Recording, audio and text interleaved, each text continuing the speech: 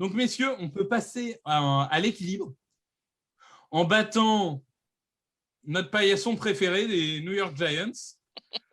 Non, mais Giants, on va en marcher dessus, c'est nos putes. Mais Washington, oui, on en perdra sûrement un parce que c'est comme ça. Bonjour à Plax. Hein. Ouais, j'allais te dire bonjour. Salut Plax, salut Thiergo. Hein. Je réitère, vous êtes nos putes, mais on vous aime comme ça.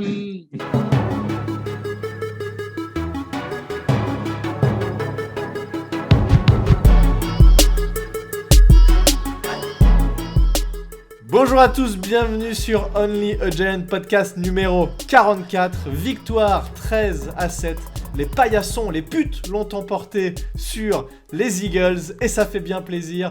Moi c'est Plax et j'ai comme d'habitude avec moi la star, l'invité du Flight Podcast Fly. Ça m'a bien fait rigoler, j'ai écouté le podcast, j'ai bien ri. C'est mon cher Thiergo, comment vas-tu Thiergo ? Eh ben écoute, ça va super bien. Très content de faire un podcast de victoire pour une fois. J'ai en effet eu le plaisir de participer au Fly, podcast Fly qu'on a enregistré aujourd'hui même en la compagnie de Victor, Greg et Loïc qui malgré leur mauvais goût en termes d'équipe NFL sont fort sympathiques. Mais c'était pas mal d'échanger avec eux, avoir un peu leur ressenti sur leur équipe, etc. Donner mes deux cents sur ce que je pensais aussi de leur équipe et de la nôtre. Et puis on répète l'exercice pour nos petits Giants. Ouais, d'ailleurs, je m'appuierai un peu sur certains trucs qu'ils ont dit parce que j'étais pas d'accord avec tout. C'est l'occasion d'en parler. Alors, en intro, j'ai mis justement, quand ils disaient ça sur les Giants, des petites méchancetés. Hein, quelle indignité de leur part d'avoir dit ça, mais évidemment, on le prend pas mal. On sait bien que c'est même si moi je déteste l'équipe des Eagles, mais je ne déteste pas les fans des Eagles, surtout les fans français. Et donc on s'entend très bien, donc c'est des petites chamailleries, on rigole un petit peu. Et on t'entend Loïc, hein, faire tes petits ricanements quand Victor s'amuse à insulter les Giants. On t'entend rigoler derrière, ne t'inquiète pas. Tu es là derrière, tu ne dis rien, mais tu n'en penses pas moins, on le sait très bien. D'ailleurs Loïc, qu'on recevra dans la preview du podcast, juste avant le match retour contre les Eagles. Donc le match à l'extérieur cette fois-ci, puisque la victoire d'aujourd'hui a eu lieu, enfin de cette semaine, a eu lieu à domicile. Alors, avant de passer au podcast, eh bien, comme d'habitude, vous le savez, petit retour sur le Patreon. On remercie aujourd'hui Quentin R, Vincent Scholler, Fricazoïde, Victor Roulier et Guillaume Domecq. Qu'est-ce que tu peux nous dire sur ce Patreon ? Eh bien entendu que c'est quelque chose qu'on a mis en place il y a maintenant quelques semaines. On tient à remercier justement tous ceux qui ont contribué parce que ça a eu beaucoup plus de succès que ce qu'on pensait. Donc on vous remercie beaucoup pour votre générosité.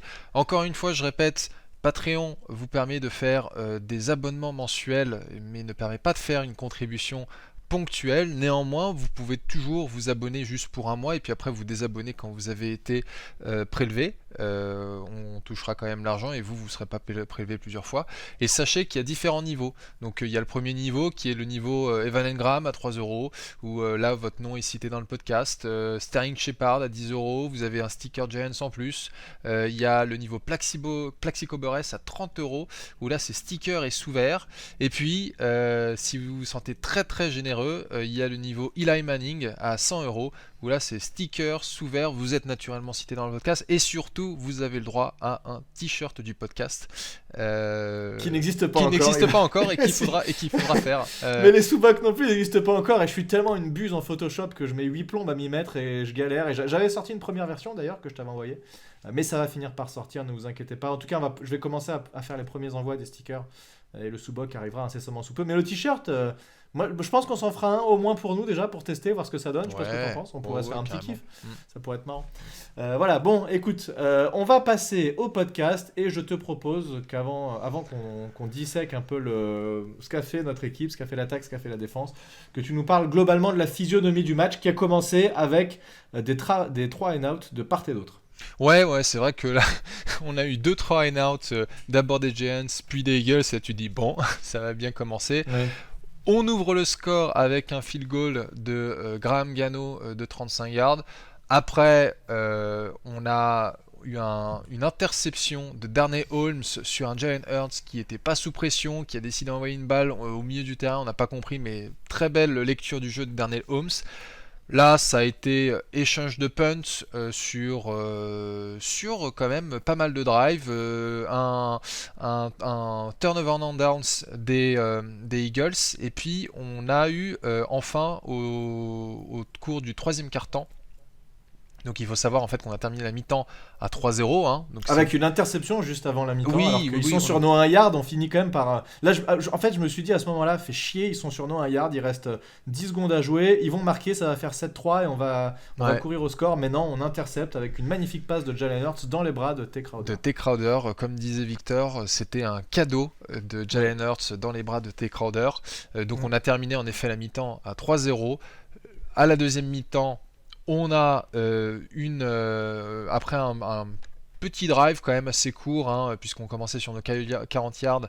On a fait un TD de Chris Myrick, qui est un tight end qui n'avait jamais touché, enfin eu de TD en NFL jusqu'à présent, et qui en Ni plus aucune réception. voilà, et qui est originaire de Philadelphie. Donc ça c'était fort sympathique. Quand les Eagles ont récupéré le ballon, ils n'avaient pas envie de le garder puisqu'ils l'ont filé à Xavier McKinney, qui a fait une interception à la Derek Carr. Hein. Donc pour ceux qui se rappellent, Derek Carr avait fait une longue passe sur le côté droit en profondeur et McKinney était arrivé. Et Jalen Hurts s'est dit, et si je faisais la même chose? Donc ça a bien fonctionné. Encore une fois, échange de punts. On finit par remettre un autre field goal au début du quatrième quart-temps. Les Eagles en ont remis un, donc là on était à... Attends, j'ai perdu, non, excuse-moi. Non, t'as perdu le fil parce que les Eagles marquent un touchdown. Ils marquent un touchdown sur de Boston Scott, hein, le Giant Slayer. Sur quand même un drive où il lance 0 passe. Ouais. Aucune passe lancée. On en parlera justement de leur schéma offensif qui était parfois efficace et parfois assez étonnant. Et en fait, donc là on est à 17. Graham Gano remarque un field goal, sachant qu'il en avait loupé un de 51 yards en première mi-temps. Et on a eu le dernier drive des Eagles, où là il montait, et en fait ça s'est terminé par une belle passe incomplète vers Jalen Reagor à l'entrée de notre end zone, où le ballon lui est passé à travers les mains. Turnover on downs, les Giants récupèrent le ballon, le match est fini, victoire. 13. Donc, alors juste, ouais, exactement, victoire 13-7. Et sur ce dernier drive, je voudrais juste quand même insister sur deux petites choses, puisque j'ai écouté ce que vous disiez sur ce podcast. Vous avez oublié de dire quand même, parce qu'on parle du drop de Jalen Reagor, qui fait un drop juste avant. D'ailleurs, la balle échappe à Julian Love, qui pouvait intercepter et finir le match. En deuxième tentative, en troisième tentative, je crois que c'est Xavier McKinney qui coupe la trajectoire, qui drop le ballon cette fois-ci, qui aurait pu intercepter. Donc en fait, il y a eu deux interceptions. Enfin, le ballon en deuxième et troisième tentative arrive dans les mains des Giants. Finalement, c'est pas intercepté. En quatrième tentative, deuxième drop de Jalen Reagor qui effectivement loupe la balle. Mais vous avez oublié de dire que c'est pas l'année dernière, le premier match contre les Eagles, il se passe exactement la même chose, mais dans l'autre sens, puisque c'est Evan Engram qui laisse échapper le ballon, alors qu'on était en train de mener au score, que si on arrive à faire un first down, c'est quasi fin du match, puisqu'il n'y a plus beaucoup de temps derrière, et au final, c'est raté, on leur rend la balle, et ils finissent par nous battre. Donc, c'est bien beau de dire oui, on n'a pas eu de chance, on a fait des drops, mais c'est pas comme si ça nous était jamais arrivé. Donc voilà, c'est juste le retour des choses, enfin. T'as tout à fait raison, hein. J'ai pas cité ce match de l'année précédente parce que je l'avais pas en tête lors de l'enregistrement du podcast, mais ce que j'avais dit pendant le podcast, c'est que pour une fois, la réussite s'était trouvée du côté des Giants. Même si en fait, au final, on a marqué que 13 points et que c'est quand même un peu un miracle qu'on remporte cette rencontre avec que 13 points. Mais on a eu quand même, tu vois, par exemple, on n'a pas, dans le déroulement du match, avant le dernier drive des Eagles, on a quand même pas parlé du fumble de Boston Scott qui a été forcé par Dexter Lawrence. Le ballon va directement dans les bras de Julian Love. Là, c'est une chance inouïe. Bon, au final, ça a servi à rien puisque on a fait 3 and out et punt. Ouais, mais je suis pas d'accord, ça n'a pas servi à rien parce que ça les a obligés à cramer leurs 3 temps morts. À ce moment-là, il reste à peu près 1 minute 30 à jouer. C'est vrai. Ils ont 3 temps morts et en fait, d'ailleurs, j'ai vu une vidéo là juste avant qu'on fasse le podcast des sight and sounds pendant le match, donc on entend un peu les coachs sur le bord du terrain. Et il y a un des coachs défensifs qui dit, qui est très content du fumble recouvert, mais qui dit attention, il y a de très grandes chances qu'on doive retourner sur le terrain quand même, ils ont 3 temps morts. Et donc en fait, à ce moment-là du match, on se doute que les Giants vont courir 3 fois pour faire écouler le chrono et obliger les Eagles à prendre 3 temps morts. Et donc voilà, c'est ce qui s'est passé. Et donc ils ont récupéré la balle avec du coup beaucoup moins de temps à jouer et surtout plus de temps mort. Donc ça a quand même pas servi à rien et belle performance défensive. Est-ce qu'on commence à parler de la défense ou de l'attaque? Ouais, commençons par la défense, c'est quand même largement plus positif que l'attaque, et puis on Ouais. terminera sur le négatif. Ouais, allez, pourquoi pas. Donc cette défense qui, bah, tu l'as dit dans le podcast tout à l'heure, globalement a été dominée à la course. Quand ils ont couru, ils ont gagné beaucoup de yards, les Eagles, mais de toute façon, c'est la meilleure attaque au sol de la NFL actuellement, avec une O-line très forte pour l'attaque au sol. Et à la passe, eh bien, en gros, le plan de jeu, c'était ça, hein. Le plan de jeu, c'était, OK, on va vous laisser nous ouvrir à la course. Par contre, dès que vous lancez la passe, on va vous punir. Et il met à peine plus de 100 yards, Jalen Hurts là-dessus. Il se prend 3 interceptions sur ce match. Le plan de jeu a été parfait de la part de notre défense et de Graham. Et on a bien senti qu'à un moment, il avait plus trop envie de lancer, le copain Jalen Hurts. Mais malgré tout, Sirianni, le head coach des Eagles, bah, bizarrement, il a continué à le faire lancer. Ça, c'est un peu un truc que j'ai pas compris. Il voyait bien qu'il nous ouvrait à la course, mais il s'est dit, je vais continuer à lancer des passes. Bon, écoute, Ouais, tant non, mieux pour nous. exactement, tant mieux pour nous. Et c'est pour ça, en effet, que c'était la première question du podcast avec les Eagles. Victor nous a dit, est-ce que en fait, c'est un mauvais plan de jeu des Eagles ou c'est une belle performance C'est de les la deux. défense? Et c'est vraiment les deux. Et tu l'as dit, il y a eu le drive où ils marquent avec Boston Scott. Ils ne font pas une seule passe. La zone read fonctionnait super bien contre nous. Euh, euh, enfin, Boston Scott et même Sanders ont eu quand même de belles courses. Enfin, troisième Mhm. quart-temps, c'est ce que je disais, il y a 100 yards à la course par les Eagles et moins 4 par les Giants. Ça fait quand même flipper, hein. Ouais. Et ils terminent en fait avec 208 yards à la course et très très peu de points, hein, puisqu'ils n'ont marqué qu'un seul Que TD. 7 points. Bah, un touchdown. Alors, le troisième carton, c'est effectivement le carton où notre attaque a été complètement inexistante. On en reparlera après, et je l'ai trouvé plutôt correct dans le reste du match, mais en troisième carton, c'est vrai que c'était compliqué. Qu'est-ce qu'on peut dire sur cette défense? Il y a eu donc un second rideau qui a été excellent. Tu l'as dit, Devonta Smith a été. Alors là aussi, je suis pas trop d'accord avec vous. Bah, c'est normal. Les fans des Eagles, notamment Victor, disaient oui, mais on l'a pas visé. Il aurait suffi de le viser plus. Et puis voilà. Oui, mais en fait, tu vises pas un joueur qui est correctement marqué. Et Bradbury, je pense, a fait un très bon boulot. J'ai pas été voir exactement chaque action pour voir s'il était couvert sur Mm. chaque action. Mais en général, quand tu vises pas, il a fait 2 passes complétées sur 4 passes lancées dans sa direction, quand tu ne vises pas trop ton receveur numéro un, c'est que soit tu as un plan de jeu qui est complètement foiré, mais il n'y a pas vraiment de raison, soit bah, il est bien couvert. Et j'ai l'impression qu'effectivement, il a été bien couvert et c'était un bon match de James Bradbury. Ouais, je l'avais noté en effet, hein, que Bradbury avait suivi Devonta Smith. Je suis curieux, il y a au moins une réception de Smith où en fait c'est pas Bradbury qui est sur lui. C'est adoré Jackson. Ouais, voilà. Et il me semble, enfin, ce serait intéressant de voir si les quatre cibles ce sont en fait des snaps où soit on est en zone, donc Bradbury est pas forcément en train de Mm, couvrir mm. Smith, ou alors c'est un autre CB qui est en man-to-man contre Smith. Il Mais y en a au moins une qui est en zone, ça c'est sûr parce ouais. que je m'en souviens. Mais bon, voilà, il a été complètement neutralisé. Et puis après, bah, Jalen Reagor, ils en pensent. Je pense qu'ils pensent autant de bien de Reagor que nous pensons de bien d'Evan Engram. En tout cas, Ouais. en tant que receveur. Même si Ouais. Engram, sur ce match, on en parlera pendant l'attaque, Engram a quand même été relativement correct. Ouais, même si. Et il fait quand même un drop à un moment qui a failli se finir interception, le fameux drop d'Engram intercepté, mais là, pour le coup, ça n'a pas été le cas.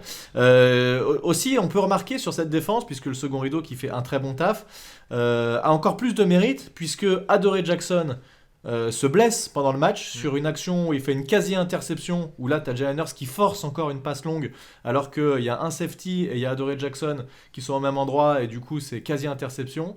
Là-dessus, Adoree Jackson se blesse. Et sur son interception, Darnay Holmes, qui se prend lancé à pleine vitesse, je crois que c'est Malaita, le O-line des Eagles, qui le déboîte et il se blesse là-dessus. Et d'ailleurs, apparemment, il a été à l'hôpital juste derrière.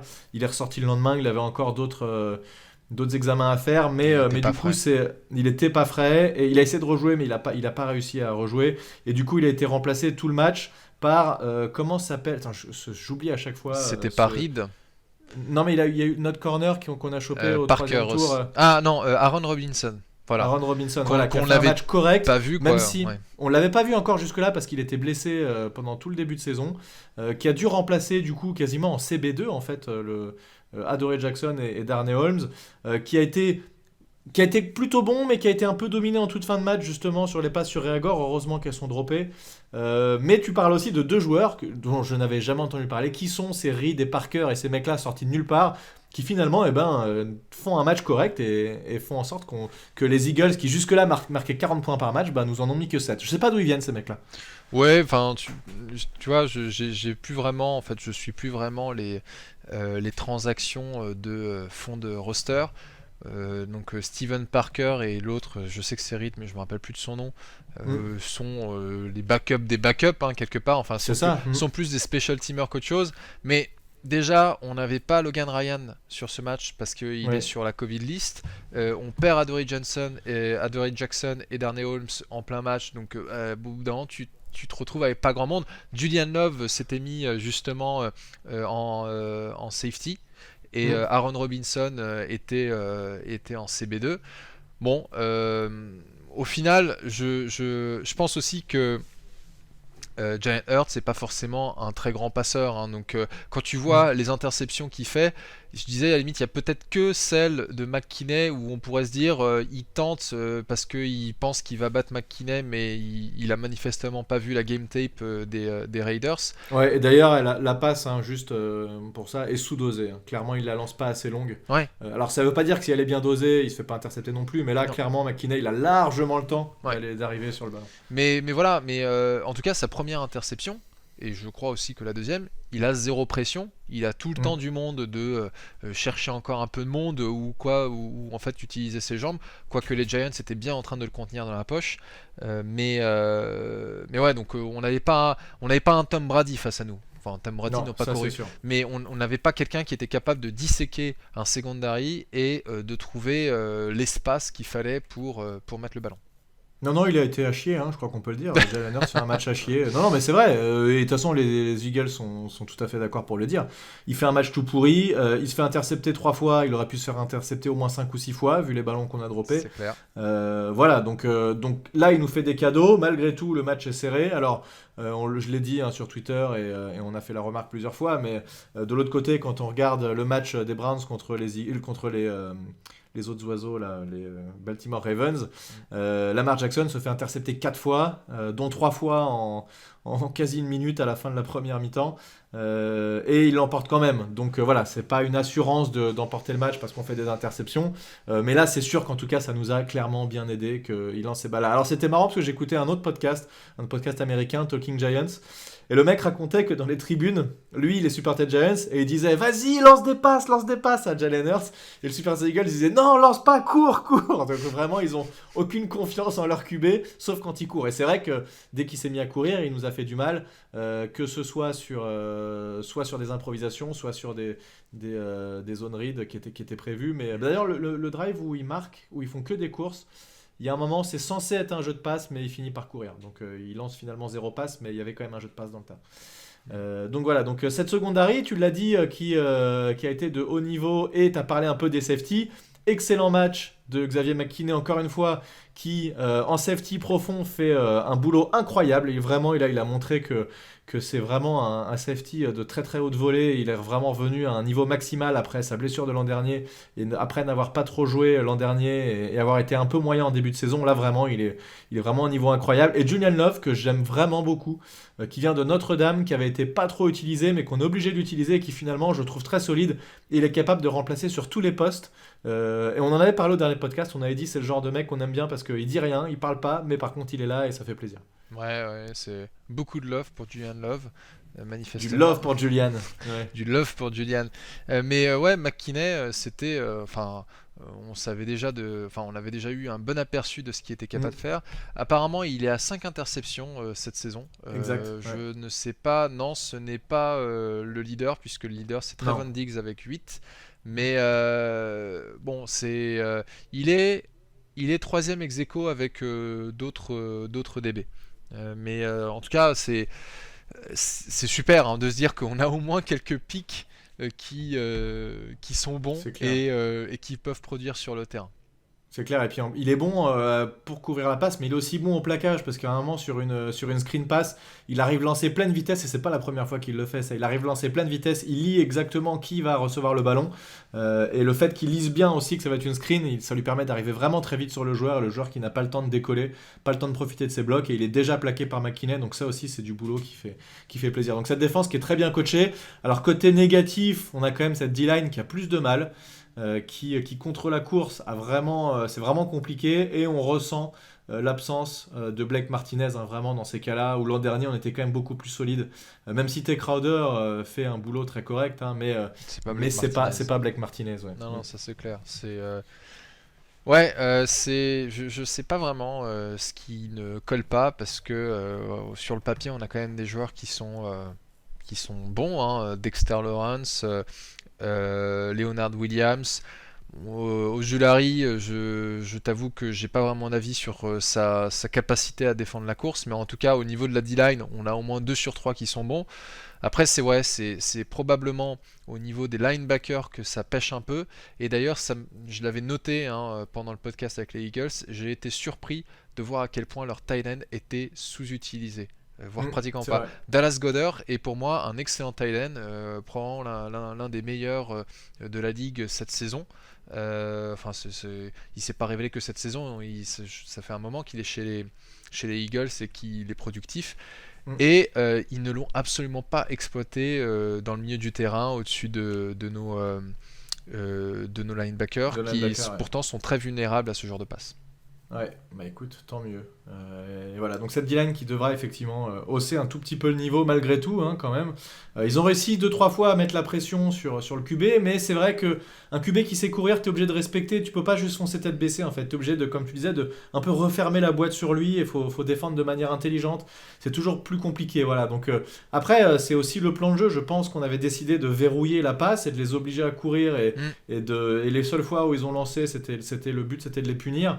Donc voilà, il y a aussi des plans de jeu qui font que on peut pas vraiment nous tout savoir et tout disséquer en disant ils ont vraiment été très nuls. Parfois c'est juste qu'on leur demande, et parfois un joueur ne va pas mettre la pression sur le QB parce qu'en fait on lui demande de justement ne pas mettre la pression, mais plutôt de rester en contrôle, de mettre les mains sur l'épaulière de son O-line et de regarder un peu où peut partir le QB. Donc voilà, c'est pas toujours la critique la plus évidente qui est la raison pour laquelle on peut critiquer un joueur, mais plutôt réfléchir un peu de ce qui a été pensé par le coach défensif et ce qu'il demande aux joueurs. C'est aussi ça qui fait que parfois c'est dur à analyser, et c'est pas toujours évident en tout cas de savoir ce que peuvent faire les défenseurs. Donc voilà, malgré tout, eh bien, cette défense qui n'encaisse que 15 points sur les 5 derniers matchs en moyenne, donc clairement elle a haussé son niveau, et ses performances en tout cas depuis 5 matchs, on l'avait dit, hein, ils étaient vraiment revenus à leur meilleur niveau après un début de saison compliqué. Ils l'ont encore une fois prouvé contre les Eagles, et nous permettent, alors qu'on marque que 13 points, eh bien de décrocher cette victoire.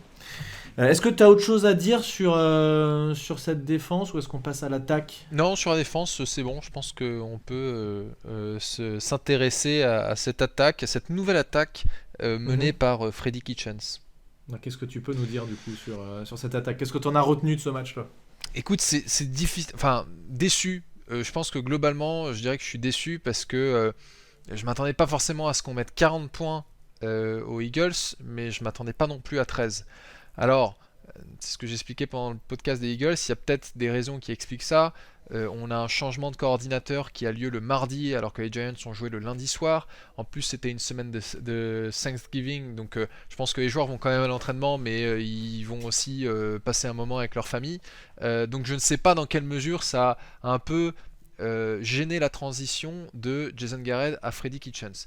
Il y a eu du positif avec Freddy Kitchens, on a vu quand même un mix de jeux assez varié. J'ai beaucoup aimé le flea flicker tight end screen vers Evan Engram qui est disponible en vidéo sur le YouTube d'ailleurs, si vous voulez voir le petit décryptage. Je me suis amusé à expliquer ce jeu. Et aussi, second bon point, c'est que on sent qu'il a vraiment voulu impliquer Kenny Golladay. C'était d'ailleurs ce que avait dit Joe Judge à Kenny Golladay dans l'avion du retour après la branlée qu'on avait eue, où il avait dit à Kenny Golladay t'en fais pas, on va trouver une solution. Et bien entendu, la solution, c'était ce que tu prêchais quand même depuis quelques semaines, c'était de virer Garrett et qu'on ait enfin un coordinateur offensif qui utilise ce receveur qui nous a coûté une blinde. Ça, c'est clair. Ça, c'est clair. Ouais, donc, de mon côté, j'ai trouvé cette attaque. Alors, on marque que 13 points, c'est vrai, mais il y a un field goal raté. Il y a un moment, on est dans leur 20 yards et on est en deuxième, on est en troisième et 2. Donc, tu te dis, bon, a priori, il y a quand même de grandes chances qu'on puisse la convertir. Sauf qu'un de nos line a décidé de faire un offside. Bien joué. Je crois que c'est Matskura, il me semble. Donc on a eu des occasions ratées quand même. Le début de match a été compliqué sur le premier drive, ou les deux premiers drives même il me semble, où ça a été un peu compliqué. Et ensuite on a quand même vu des drives un peu plus intéressants, à part le troisième quart-temps, où là on a été éteint complètement, où à chaque fois qu'on récupérait la balle, il se passait absolument rien. Mais moi j'ai l'impression, et enfin c'est pas vraiment une impression, mais que cette O-line est quand même un énorme problème. Ça, c'est vraiment un gros problème parce qu'on ne peut pas faire de schéma autour. On ne peut pas vraiment lancer des passes très longues parce qu'on sait qu'on ne va pas avoir le temps. À la course, c'est compliqué. On a beaucoup de plaquages qui se font où on voit les O-line qui. Enfin, ça passe comme dans du beurre, quoi. Tu vois un mec lancé, le running back n'a pas le temps de prendre la balle, que direct il se fait plaquer. Alors on peut dire ce qu'on veut. On a plusieurs fois critiqué Saquon Barkley qui va pas assez droit au but et qui va un peu tergiverser. Ok, c'est vrai. Mais malgré tout, il y a parfois où tu te dis, là, en fait, juste, il peut rien faire, quoi. Et donc, l'un dans l'autre, cette O-line, j'ai l'impression que ça nous empêche vraiment de faire quoi que ce soit. Et c'est vraiment, en tout cas, l'escouade qui, pour moi, dans toute l'équipe, que ce soit attaque, défense, special team, c'est l'escouade, pour moi, la plus faible que l'on a et qui nous pénalise sur beaucoup de matchs. Donc là, je dirais, si on doit penser à la draft suivante, eh bien, pour moi, on prend 7 O-line, voilà, et on voit qui, tu vois, les Anglais, Ça m'a ils l'air disent, très efficace comme solution. les Américains, ils disent, ils disent quoi, jette de la merde sur un mur pour voir ce qui colle, tu vois, en gros, Ah ouais.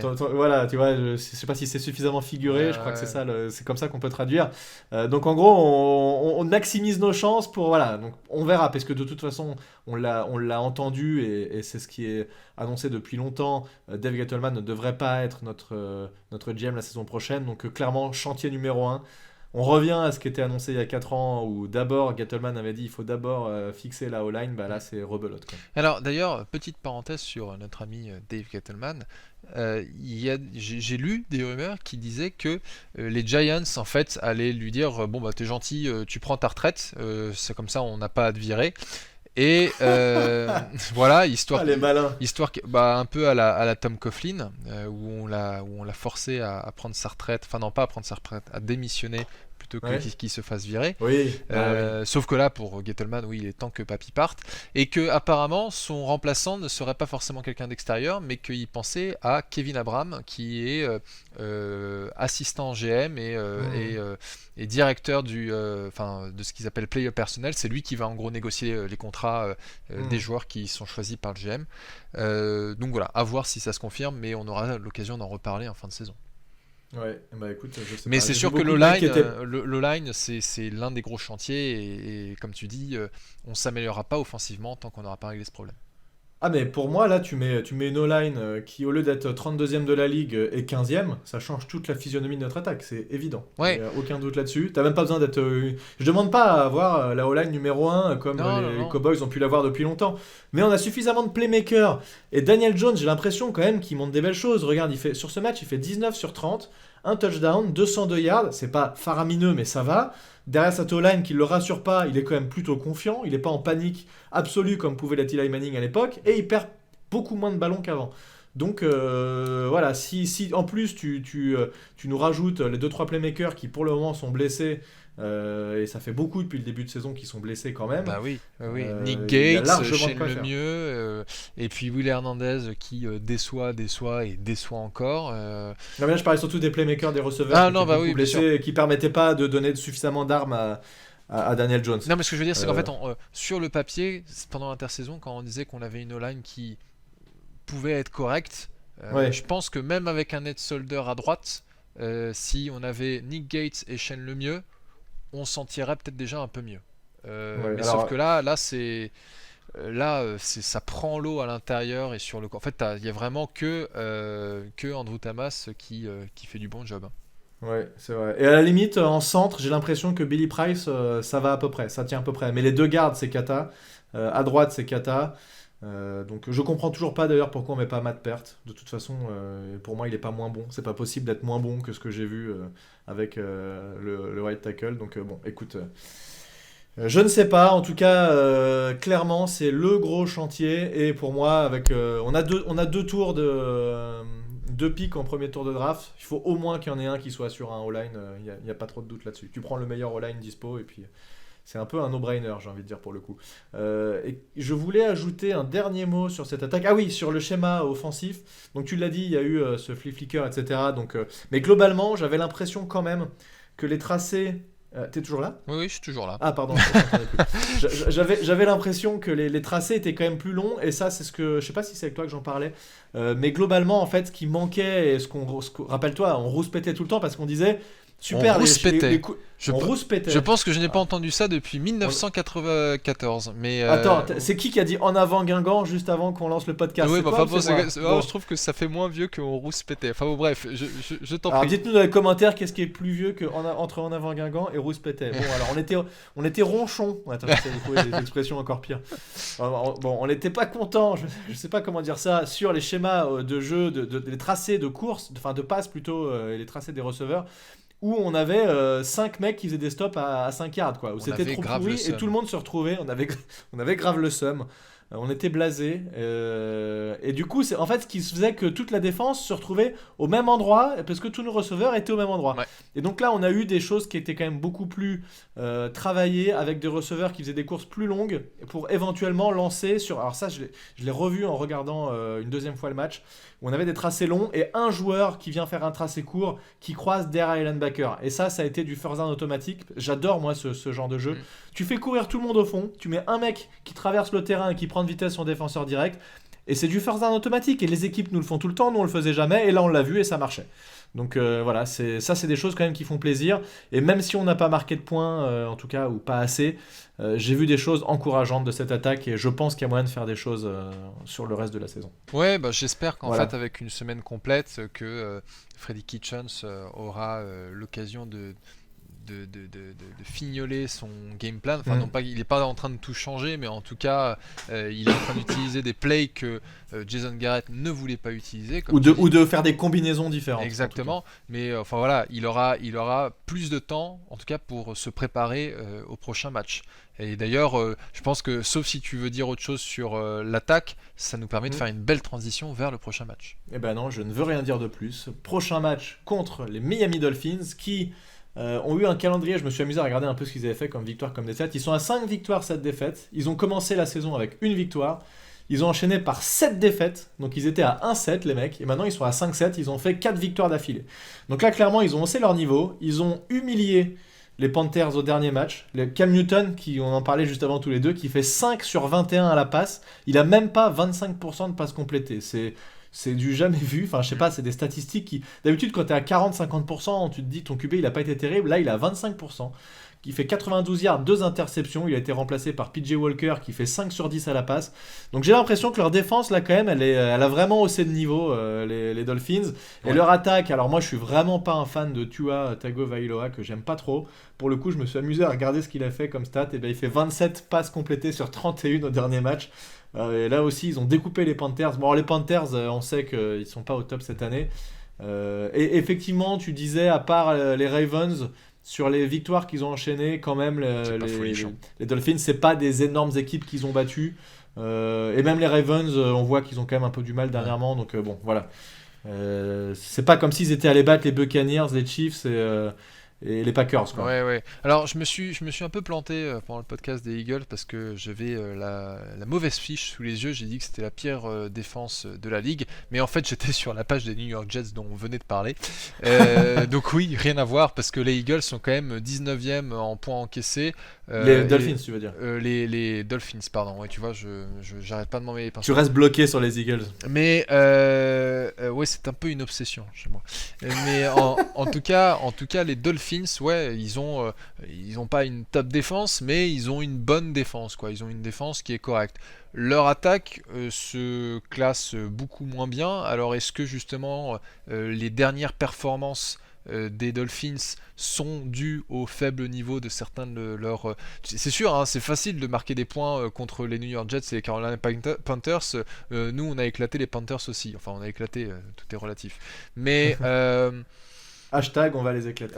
non, maintenant, c'est hashtag, on va les défoncer. Pour le match de d'accord, retour ok. contre les Eagles. Donc ok. ça je le garde, je le remettrai de temps en temps. Bon, pour les Dolphins, j'espère bien qu'on les battra. Nos amis fans des Eagles espèrent également qu'on les battra parce que eux, ils ont un premier tour des Dolphins, donc ils ont tout intérêt à ce que leur bilan soit aussi négatif que possible. Comme nous pour les Bears, hein, d'ailleurs. Comme nous pour les Bears. Et on a aussi un troisième tour des Dolphins, hein, ne pas oublier. Ah, c'est vrai? Oui. D'accord. C'était quel trade? J'ai plus le trade en tête, mais on a échangé un truc avec les Dolphins et donc du coup, je regarde ça en même temps que je te parle, mais Bah ouais, parce que je me souviens pas de ce que c'était ce trade. C'était pas, on n'a pas de trade back pour Ojulari aussi une deuxième fois? c'est peut-être Ojulari. Je crois que notre deuxième tour, on a encore trade back. On a fait 2 trade back et en fait le deuxième trade back c'était justement alors on a fait un premier trade back avec Chicago où on a récupéré leur premier tour. Leur Voilà. quatrième tour. Round 2 ding ding. Et puis après on avait échangé notre 42e pick contre le 50e des Miami Dolphins et ils nous avaient donné... C'est là où on prend Ojulari. Et voilà, c'est là où on apprend Ojulari et on avait récupéré leur 3e tour de 2022. D'accord. Voilà. Bah, c'est pas mal du coup ça. Ouais. C'est pas mal. Dave Gettleman qui nous a fait quelques bons moves. Malgré tout, je pense que cette dernière draft, ces petits moves étaient plutôt intéressants. Ouais, donc les Dolphins, match quand même loin d'être gagné, mais il est gagnable, a priori. Ouais. C'est pas on n'y va pas en disant on va les éclater, comme ça pouvait être le cas avec les Eagles où là on était persuadé, c'était évident qu'on allait les battre. Là sur les Dolphins on est un peu moins sûr. Il va quand même falloir se battre. Mais en tout cas ce match des Eagles, moi m'a quand même conforté une nouvelle fois sur cette défense et la capacité de cette défense à bien défendre. Je pense que Tua Tagovailoa est quand même à même de nous lancer quelques pizzas et nous faire quelques cadeaux. Donc si on défend correctement contre la passe, il y a moyen de faire quelque chose. Je sais pas combien ils sont classés au niveau de la course. Est-ce qu'ils font des bonnes performances? Alors là, j'ai juste le dernier match contre les Panthers sous les yeux et oui, ils mettent plus de 100 yards à la course, donc c'est pas trop mal. Bon, je me rends pas trop compte. Mais il y a moyen de faire quelque chose. Si tu dois donner... Non, on fait pas de prono. On n'a pas fait de prono cette année. On s'amuse pas à faire Non, des on pronos. fait pas de prono parce qu'on est un peu au-dessus de ça, tu vois, nous. C'est vrai, on est au-dessus. Ça sert à rien. Non, mais Par contre, on a fait des pronos globaux sur. Voilà, en début de saison, c'est ce que j'allais dire. Par contre, on a fait ça en début de saison et je crois que tous les deux on était d'accord pour dire que c'était un des matchs qu'on devait gagner de toute façon. Ouais. Et Tout à fait. qu'on pouvait éventuellement gagner. Donc voilà, une équipe correcte qui en tout cas est en forme en ce moment et je pense que autant on se disait les Chiefs, là c'est le moment de les rencontrer parce qu'ils sont pas au top, autant là on arrive sur des Dolphins qui sont en méga confiance, donc il va falloir sortir un gros match, ça c'est sûr. Voilà, je sais pas s'il y a quelque chose que tu veux rajouter, mon petit Thiergo. Non, si ce n'est que les Eagles sont nos putes et. non, quelle indignité. Quelle Thiergo. indignité. Je ne me rabaisserai pas à ça. C'est le service public. Non, mais bon, j'espère bien qu'on va les sweeper cette année. Hein, comme j'ai dit, la moitié du contrat est rempli pour cette saison. En fait, on en a rien à foutre de cette saison. Tout ce qu'on veut, c'est... Non, mais en fait, tu vois, ce qui me fait marrer, c'est que maintenant on dit oui, les Giants sont à une victoire d'être en course pour les playoffs. Moi, je pense pas aux playoffs. J'en ai rien à foutre. J'ai pas envie d'y aller en playoffs. Ça ne J'ai m'intéresse même pas envie. J'ai pas envie de me stresser avec ça. Arrêtez, laissez-moi tranquille. Merde. Non, ça veut dire que playoff, ça veut dire qu'on a un pic qui est plus tard dans la draft. Ouais. Non, soyons sérieux, hein, restons dans le top 15. Battons les Eagles et puis c'est tout, on sera déjà bien content. En tout cas, moi je suis quand même bien content qu'on les ait au moins battus une fois sur deux. C'est déjà pas mal si on les bat 2 fois, ce sera magnifique. Voilà. Donc on passe quand même une bonne semaine, c'est toujours agréable de battre les Eagles. Et puis j'ai regardé, en fait en ce moment on fait une victoire, une défaite, une victoire, une défaite, une victoire, une défaite. Donc si on suit cette logique, on devrait perdre contre les Dolphins. Bon voilà, allez, on vous dit à la semaine prochaine sur New York Giants FR et sur One Agent Podcast. A plus tout le monde, ciao. Salut!